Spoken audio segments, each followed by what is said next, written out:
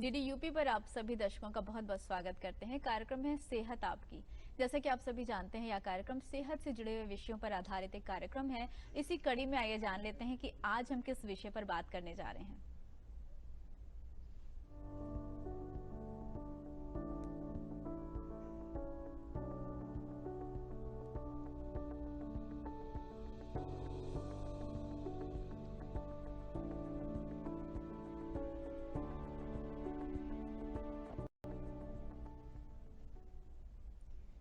जी हाँ, आज के कार्यक्रम का विषय है थायराइड, कारण, लक्षण और उपचार। इस विषय पर जानकारी देने के लिए आज हमारे साथ स्टूडियो में जो एक्सपर्ट हैं उनसे आपका परिचय करा देती हूँ। हमारे साथ आज हैं doctor Saurabh Dubey, senior physician, Lucknow. Doctor साहब, आपका बहुत बहुत स्वागत है कार्यक्रम में। डॉक्टर साहब, जैसा कि आज हम बात करने जा रहे हैं थायराइड विषय पर, तो सबसे पहला मेरा आपसे सवाल यही है कि थायराइड क्या होता है? देखिए, थायराइड जो है वो किसी बीमारी का नाम नहीं है। जी। थायराइड नाम का एक ग्लैंड होता है जी। जो हमारी गर्दन में आगे की तरफ होता है, जिससे कि थायरॉक्सिन नाम का हार्मोन प्रोड्यूस होता है, जी। जो हमारे शरीर में उसकी जो मेटाबॉलिज्म है शरीर की, जो हमारे शरीर में एनर्जी प्रोड्यूस होती है, जी। वो कैसे रेगुलेट होगी इसको कंट्रोल करता है। इसके अलावा इसका असर और शरीर के और भी इम्पोर्टेंट अंगों जैसे हार्ट है, लिवर है, इन सब पे भी, ब्रेन है, इन सब पर भी होता है। जी। ठीक है, तो थायराइड जो है, इसमें जब कोई थायरॉक्सिन के हार्मोन में कोई कमी ज़्यादा होती है, या तो ये ज़्यादा होने लगता है या कम होता है, तब वो डिजीज़ कंडीशन क्रिएट करता है, जी। जिसको कॉमन भाषा में हम लोग थायराइड की बीमारी के कहते नाम हैं। से जी। जानते हैं। जी। तो कहना चाहिए थायराइड एक बीमारी ना होकर एक ग्लैंड है जो हमारे हमारे शरीर में एक हार्मोन है, थायराइड।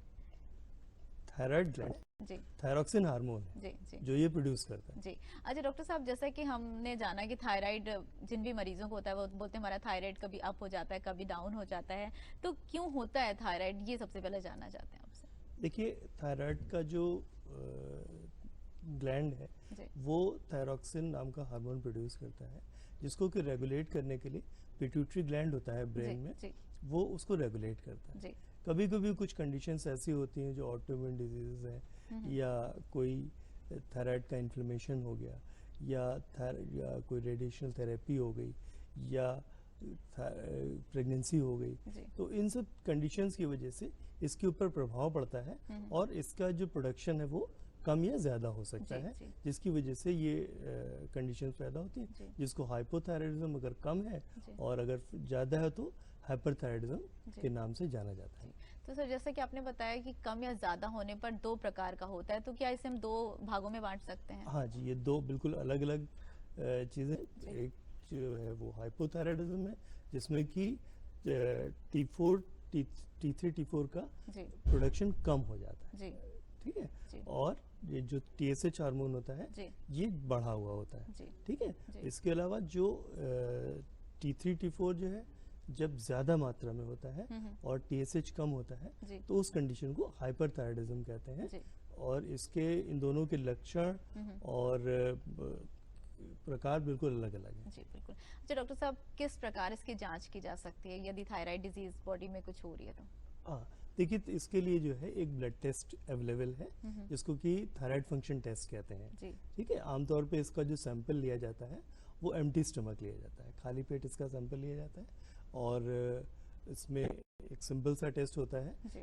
जिसका कि एक दिन में रिपोर्ट आ जाती है, और उसके आधार पे डिसाइड हो जाता है जी। कि आपको हाइपोथायराइडिज्म की शिकायत है या जी। हाइपरथायराइडिज्म की जी। शिकायत है। जैसे कि सर आपने बताया कि एम्प्टी स्टमक टेस्ट होता है और एक दिन में इसकी रिपोर्ट आ जाती है, लेकिन मरीज को ये टेस्ट कराना कब चाहिए, यानी कि कौन से ऐसे लक्षण हैं जो बॉडी में दिख रहे हैं तब टेस्ट इसका रिकमेंड किया जाता है?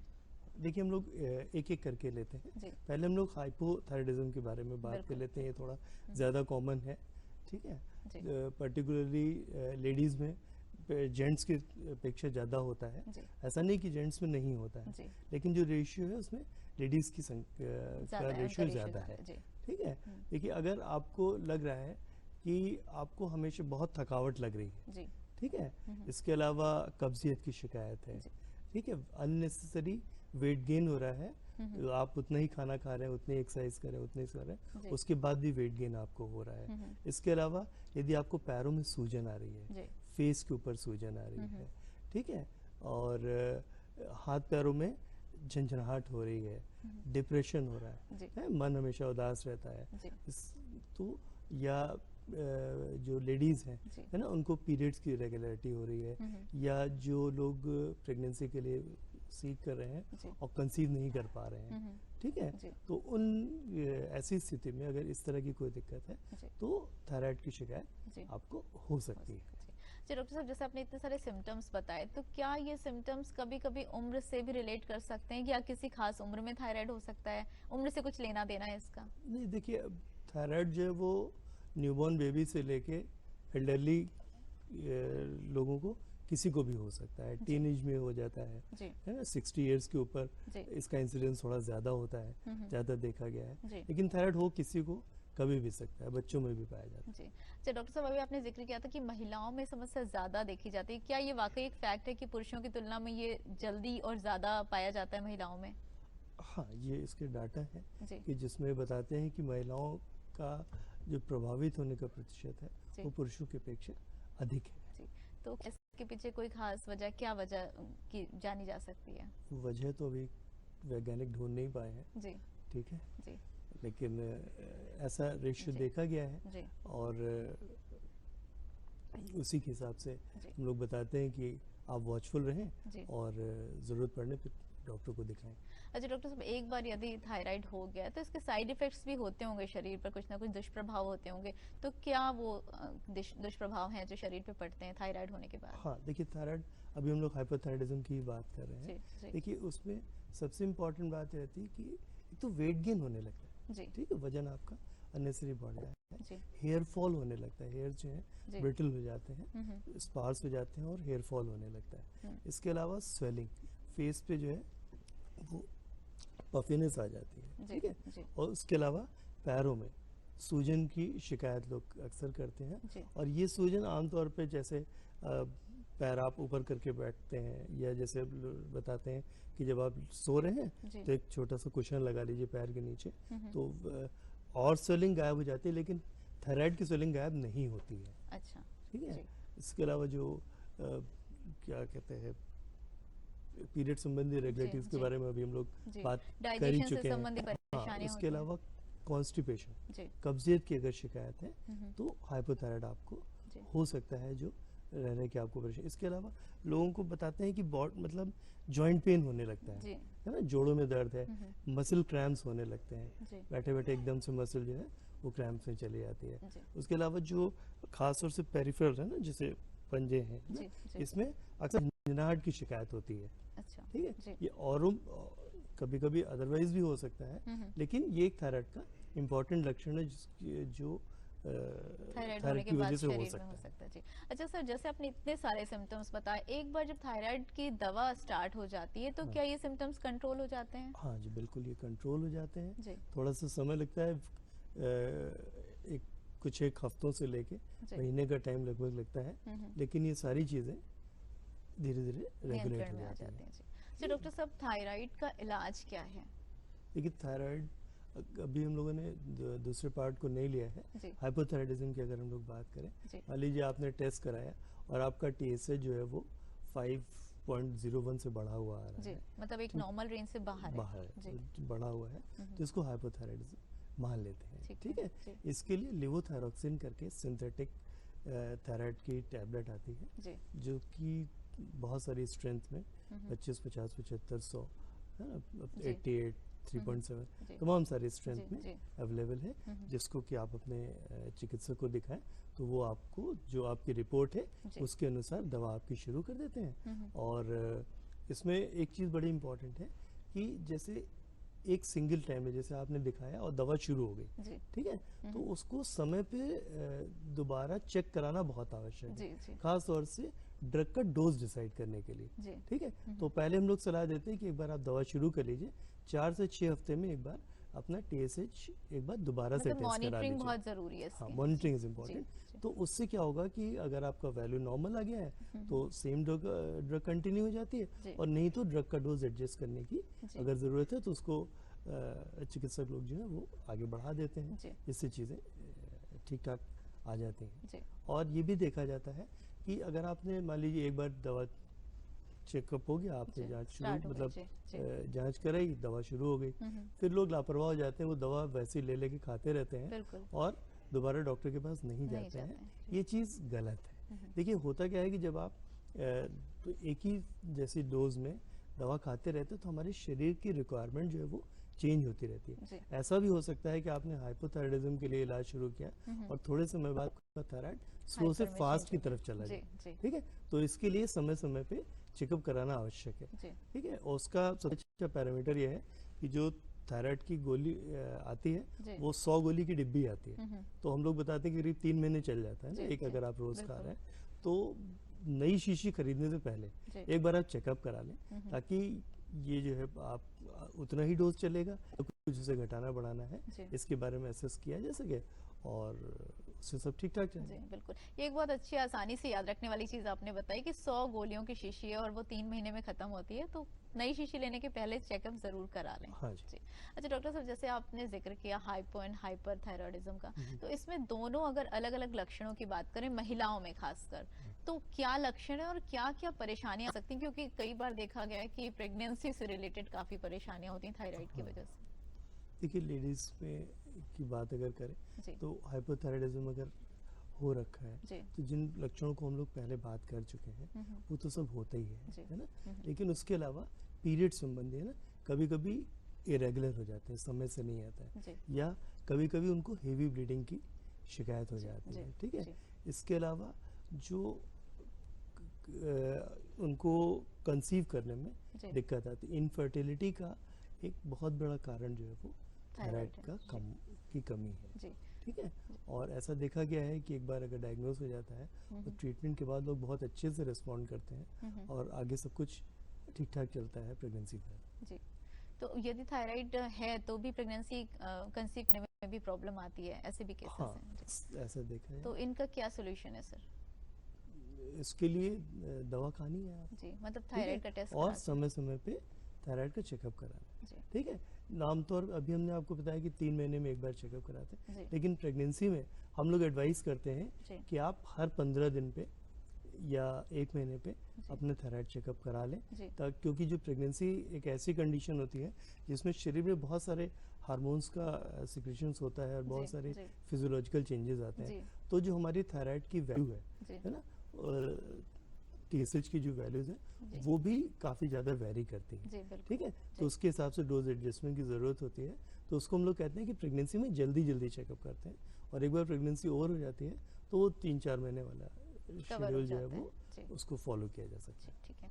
तो डॉक्टर साहब, जैसा कि आपने बताया कि ये 15-15 दिनों पे प्रेगनेंसी में इसको चेकअप कराते रहना चाहिए, तो क्या 15-15 दिनों पे इनकी दवाएं भी हर बार चेंज हो सकती हैं, ऐसा हाँ, कुछ? चेंज हो सकती है, इसीलिए तो टेस्ट कर रहे हैं, जी, है ना, ताकि अगर माइनर सा भी चेंज है तो उसको डिटेक्ट किया जा सके और आपका डोज जो है उसके हिसाब से एडजस्ट किया जा सके।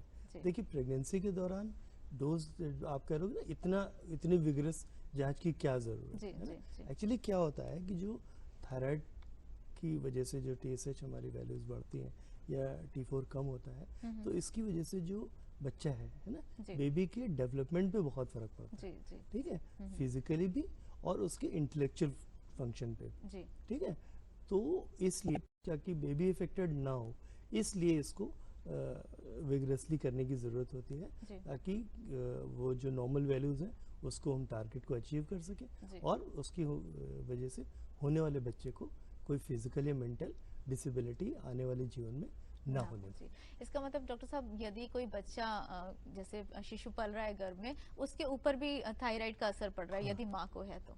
बिल्कुल, जी, जो आपका जो थायराइड लेवल है, जी, जो माँ का थायराइड लेवल है, हम्म, वही वो जो चूँकि वो सेम ब्लड बेबी यूज़ करता है अपने जी, पालन पोषण के लिए। हम्म, ठीक है, तो वो बच्चे को भी जाता है जी, और वो बच्चे के ग्रोथ और डेवलपमेंट में मदद करता है। जी, तो इसलिए उसका वैल्यू का सही होना बहुत ज़रूरी जी, है। जी। अच्छा डॉक्टर साहब, कई बार मिथ कहा जा सकता है या सच है या मिथ है, ये तो आप बताएंगे, कि कई बार कहा जाता है ना कि कुछ खास चीजों को खाने से थायराइड बढ़ जाता है, या यदि थायराइड है तो कुछ खास चीजें नहीं खानी चाहिए, जैसे कि सुनते भी हैं कि डेयरी प्रोडक्ट्स नहीं खाने चाहिए। इसके बारे में आपका क्या कहना है, हमारे दर्शकों के लिए बताइए। देखिए थायराइड की जहाँ तक बात है तो इसका खाने पीने से कोई इफेक्ट इस पर नहीं पड़ता है। ठीक है। जी बस आयोडीन डेफिशिएंसी नहीं होनी चाहिए। जी। आजकल यूजुअली हम लोग आयोडाइज सॉल्ट यूज़ करते हैं, हम्म। जब से शुरू हुआ है तब से जल्दी होने नहीं पाती है। जी तो आयोडीन डेफिशिएंसी नहीं होनी चाहिए या आयोडीन की अधिक मात्रा नहीं होनी चाहिए। जी। ठीक है, जो लोग सी फूड वगैरह खाते हैं ना, ज़्यादा खा लेते हैं, तो उनमें कभी कभी जो है ये आयोडीन ज़्यादा भी हो जाता है, जी तो दिक्कत होती है। अदरवाइज नॉर्मल जो हम लोग आमतौर पे खाते पीते हैं, जी। उससे थायराइड के फंक्शन पे कोई बहुत ज़्यादा फर्क नहीं पड़ता है। जी जी। डॉक्टर साहब, क्या थायराइड एक जानलेवा बीमारी भी हो सकती है किसी केसेस में, और यदि हाँ तो वो कौन से ऐसे केसेस हैं या कौन सी स्थिति है जब ये जानलेवा हो सकती है? देखिए, जो अभी थायराइड की हम लोगों ने बात करी जी कि एक बार आपको टेस्ट हुआ, पता चल गया कि थायराइड की कमी है ना, तो उसका इलाज कराना ज़रूरी है, मैंडेटरी है। जी अगर बहुत लंबे समय तक इलाज को ना किया जाए या दवा छोड़ दी जाए जी। या उसको इग्नोर किया जाए, तो एक्चुअली थायराइड हमारी हार्ट के फंक्शन को अफेक्ट करता है। ओके। ठीक है, जी तो जिसकी वजह से क्या होता है कि अगर बहुत एक्सेसिव उसमें है तो हार्ट फेलियर हो जाता है। जी ठीक है, और इससे हमारा ब्रेन भी अफेक्टेड होता है। तो इसमें कभी कभी मिक्सिडमा कोमा एक टर्म होता है स्थिति आ कि जाती है। जिसमें पेशेंट जो है वो अनकॉन्शियस हो जाता है। हम्म। ये एक सीरियस मेडिकल इमरजेंसी है जी। जिसको कि अर्जेंटली ट्रीट करना ज़रूरी होता है। अगर इसमें लापरवाही करी जाए तो आदमी को जान का भी खतरा होता खतरा है। हो सकता है जी, मतलब किसी किसी केसेस में ये ऐसा जानलेवा हो सकती ऐसा है। हो सकता है। जी ठीक है, जी। और एक जैसे हाइपर की बात करें जिसमें कि थायराइड ज़्यादा होता है, जी। हाइपरथायराइडिज्म, तो उसमें भी थायरोटॉक्सिक क्राइसिस या थायराइड स्ट्रॉम एक कंडीशन होती है जिसमें कि ऐसी स्थिति आ जाती है कि जिसमें अगर इमीडिएट मेडिकल हेल्प ना दी जाए तो मरीज को जान का खतरा होता है। जी डॉक्टर साहब, यदि शरीर में और भी अन्य बीमारियां हैं, जैसे मान लीजिए डायबिटिक पेशेंट है, उसको भी थायराइड हो गया, तो क्या क्या असर पड़ता है उसके शरीर पर थायराइड का? देखिए, दोनों ये अलग अलग बीमारियां हैं, जी ये एक दूसरे से रिलेटेड नहीं है, है अच्छा ना। जी लेकिन हाँ, ऐसा देखा गया है कि जिन लोगों को डायबिटीज़ हुआ है जी उनको थायराइड होने की संभावना जी। रहती है। अच्छा, ठीक क्योंकि है, ऑटोइम्यून सिस्टम से कहीं ना कहीं कहीं रिलेट ना कहीं करता वो है। चीज़ रिलेटेड है, जी। तो होने की संभावना रहती है, लेकिन डायरेक्टली ये एक दूसरे को अफेक्ट नहीं अफेक्ट करता नहीं करती। किसी बीमारी को अफेक्ट नहीं करता थायराइड? नहीं, थायराइड बीमारी को अफेक्ट नहीं करता। बस थायराइड की वजह से जो अपनी होने वाली दिक्कत है जी ना, वो इम्पॉर्टेंट है, जिनको कि लुक आफ्टर करना ज़रूरी है। जी अब जैसे एक थायराइड क्या करता है, जैसे थायराइड स्लो है जी। तो वो क्या करता है, उसके वजह से हार्ट रेट स्लो हो जाता है। ओके ठीक है, दिल की धड़कन जो है जी। वो कम हो जाती है। हम्म। ठीक है, वो जब थायराइड की दवा दी जाती है तो वो धीरे धीरे नॉर्मल आ जाता है। ओके। इसी तरह से हाइपर थायराइडिज्म है, जब थायराइड फास्ट काम कर रहा है तो लोग अक्सर फील करते हैं कि उनको पैल्पिटेशंस हो रहे हैं, दिल की धड़कन महसूस होने लगती जी है। ठीक है, जी या जब जैसे वो हाथ ऐसे करते हैं ना तो ट्रेमर्स आते हैं, हाथ उनका ऐसे कांपता है। जी जी। ठीक है, इसके अलावा जो आई बॉल है ना वो बाहर निकलता होगा। आपने कभी कभी कुछ लोगों को देखा होगा कि लगता है जैसे आंखें बिल्कुल बाहर निकली चली आ रही। अच्छा ठीक है ना, जी जी तो ये जो है ये हाइपरथायराइडिज्म के जी लक्षण होते हैं, जी और इनको दवाओं के द्वारा जो है वो आसानी से कंट्रोल किया जा सकता है। जी। और जब प्रॉपर मेडिसिन चले तो ये चीज़ें आसानी से कंट्रोल हो जाती हैं, कोई जी दिक्कत नहीं जी होती। जी। अच्छा डॉक्टर साहब, क्या कुछ केसेस में, थायराइड के केसेस की बात कर रही हूँ, क्या कभी कभी सर्जरी तक की आवश्यकता पड़ सकती है?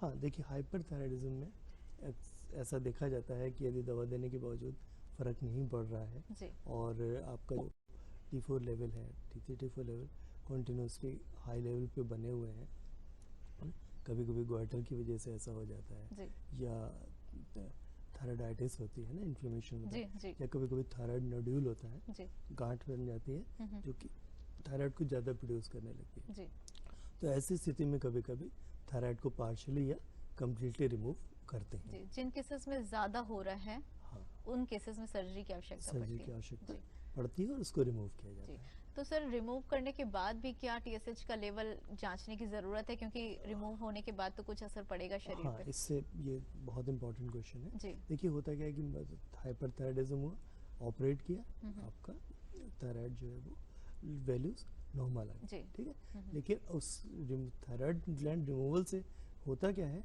कि जो जहाँ पे थायरॉक्सिन नॉर्मल बनना चाहिए जी वो जगह ख़त्म हो जाती है। बिल्कुल। तो एक पर्टिकुलर समय के बाद जिन लोगों को भी सर्जरी हुई है वो कितने भी हाइपरथायराइड हो, वो अल्टीमेटली उनको हाइपोथायराइडिज्म में पास हो ही जाना होता है। ठीक है, तो उसके लिए प्रॉपर चेकअप समय समय पे ज़रूरी है, क्योंकि बाद में उनको थायराइड की जो हाइपर वाली दवा है वो कम की जाती है और हाइपोथायराइडिज्म के लिए थायरोक्सिन जो है उनको ऐड करते हैं, ताकि इनका आपका आपस का बैलेंस बना रहे और जीवन सुचारू रूप से चलता है। बिल्कुल। तो दर्शकों, ये था हमारा सवालों का सिलसिला थायराइड विषय पर, और अब आगे बढ़ते हैं और ले लेते हैं हेल्थ टिप्स।